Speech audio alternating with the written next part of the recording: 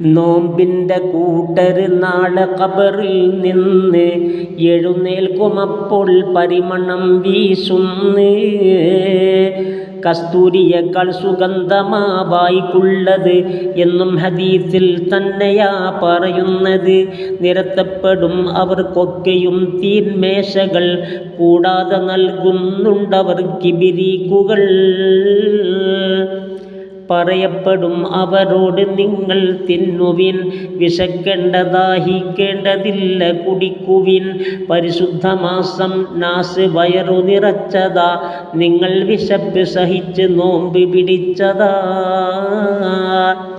അവരൊക്കെ ഇന്ന് വിശപ്പിനാൽ കരയുന്നതാ, ദാഹിച്ച് തൊണ്ട വരണ്ടതായി പൊരിയുന്നതാ.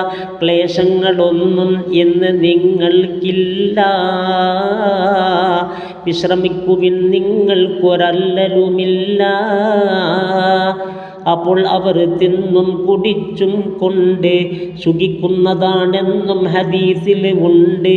മറ്റുള്ളവർ എല്ലാം ഹിസാബിൽ പെട്ടതാ, ദാഹം വിശപ്പും കൊണ്ടവർ കരയുന്നതാ. രക്ഷിക്കണേ നീ അന്ന് യാ റഹ്മാനേ,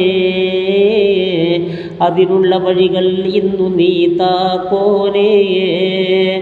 റമദാന്റെ ശ്രേഷ്ഠത നീ അറിഞ്ഞാൽ പിന്നെ എന്നും അതാകാൻ നീ കൊതിക്കും പൊന്നേ എന്നുള്ളതും നബി മുസ്തഫ പറയുന്നതാ. അത് ഇബ്നു മസ്ഊദാണ് റിവായത്തുള്ളതാ. അർശിൻ്റെ കീഴിൽ നിന്ന് റമദാൻ്റെ അവ്വലിൽ ഒരു കാറ്റ് വീശുന്നുണ്ട് എന്ന് ഹദീസ്. അതിൽ സ്വർഗത്തിലിലകൾ മുഴുവനും ഇളകുന്നതാ. ഹൂറുന്നിസാ അത് കണ്ടുടൻ പറയുന്നതാ, യാ റബ്ബനാ നീ നോമ്പുകാരിൽ നിന്നും ഇണ നൽകണേ ഞങ്ങൾക്കിതിൽ എന്നെന്നും.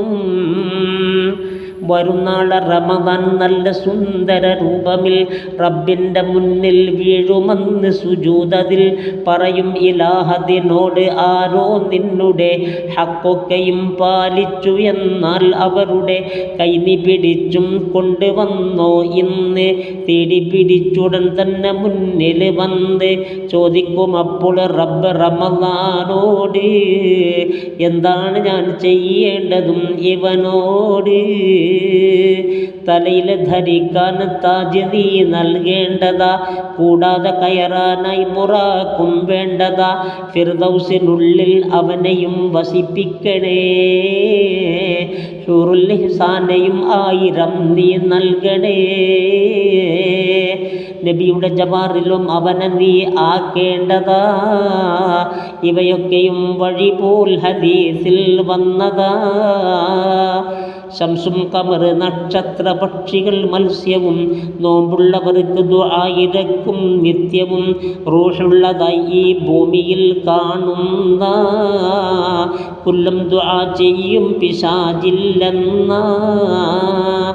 ഇൽമിൻ്റെ സദസ്സിൽ പോയിരുന്നാൽ അന്ന് ഒരു വർഷമുള്ള ഇബാദത്താ ഖദമിന്ന്. അർശിൻ്റെ തണലവനുണ്ട് നബിയോടൊപ്പമായി എന്നും ഹദീസിൽ നോക്ക് കാണാം വ്യക്തമായി. ജമാഅത്തായി നീ നിസ്കരിച്ച മാസമിൽ ഒരു റക്അത്തിൻ ഒരു രാജ്യമാണ് സ്വർഗമിൽ.